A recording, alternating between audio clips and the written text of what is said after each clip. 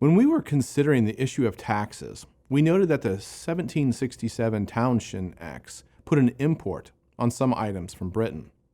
This tax was collected by the American Board of Customs Commissioners located in Boston.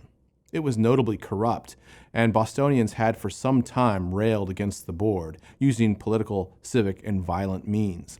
The Massachusetts House of Representatives, for example, which was also located in Boston, sent letters to London in 1768 asking for the act to be rescinded. They also promised to boycott British goods and sent a circular letter to all the other colonies asking them to do the same. The boycott, as I mentioned, was somewhat effective. A large British warship then arrived in Boston Harbor in 1768, and they began forcibly recruiting sailors from the Boston population. This angered locals. The Board of Commissioners wrote to London requesting military support, noting that the people of Boston were becoming violent. General Gage of the British Army sent 4 regiments to occupy Boston and keep the peace. They arrived in October of 1768. Over the next year and a half, Bostonians had frequent clashes with the British regulars that Gage had sent. An anonymous series of newspaper articles tracked the violence, leading to tensions and increasing conflicts because of exaggeration. These articles were published weekly and reprinted outside of Boston, so all the colonies began to hear about it. It is possible that they were written in part, perhaps, by Samuel Adams. The articles basically argued that Boston was besieged by an unruly and drunk British army. The British were accused of being insulting and rude, and also accused frequently of various crimes, including assault, theft, and other more violent crimes. British officials, meanwhile, insisted most events were fictitious. Now recall that Americans did not like the idea of a standing army, and yet here was a standing army in Boston, and in fact it had been there for a year and a half. Matters escalated as crowds of colonists in the evenings went to intimidate customs officials and tax collectors. Meanwhile, British guards often patrolled, looking for trouble as well. It was a powder keg ready to blow. On February 22nd of 1770, a crowd mobbed the house of a customs agent who fired a gun to disperse the crowd. The bullet ricocheted and killed 11-year-old Christopher Sider. Almost all of Boston turned out for his funeral. It was huge. And 11 days later, matters came to even more conflict. On March 5th, 1770, the Boston Massacre occurred. The events go like this. Private Hugh White, a British regular, was alone guarding outside of the customs house. A young wig maker's apprentice named Edward Garrick called out to a British official that he had not paid his bill for his wig, which was a scandalous accusation. Private White asked for greater respect, and Garrick and he began exchanging insults. Private White struck Garrick with his musket. Hearing the commotion, more colonists arrived. Church bells began to ring, which signaled to the city that a fire had happened. People began pouring out of their homes to see what this confusion was about. More than 50 people pressed in on White, who began to seek assistance. He called for Captain Thomas Preston, who was officer of the watch and stationed in a nearby barracks. Preston took 7 soldiers with fixed bayonets, and they went to relieve White. Preston and his soldiers also loaded their muskets.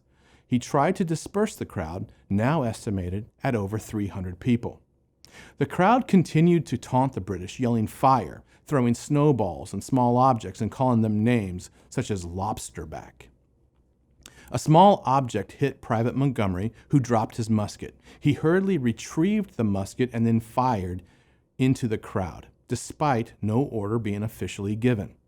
After a small amount of time, an uneven volley was shot into the crowd from the British regulars, striking 11 civilians. 3 died right away, including Crispus Attucks, a man of mixed Native American and African descent. He is considered the first casualty of the American Revolution. The crowd quickly moved away from the immediate area, and Governor Hutchinson was able to restore order by promising a fair inquiry.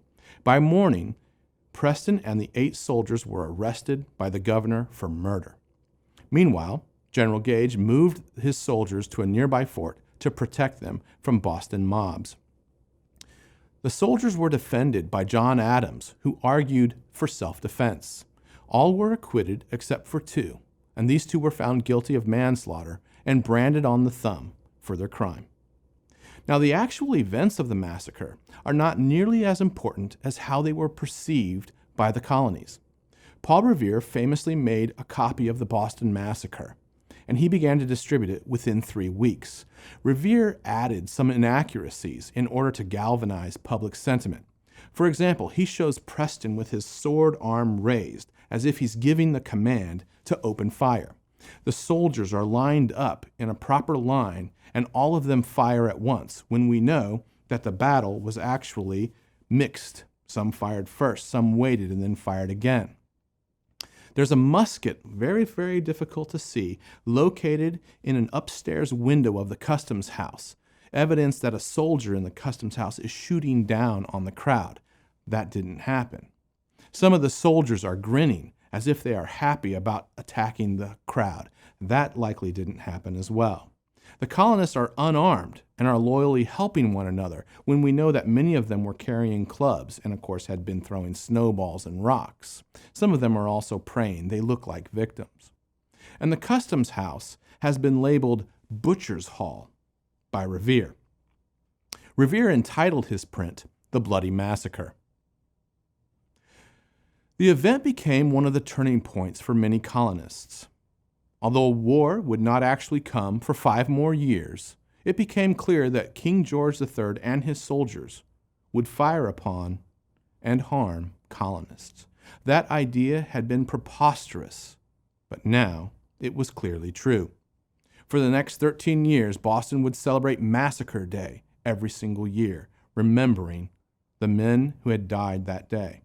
And copies of Paul Revere's engraving were hung in homes and pubs all across the colonies.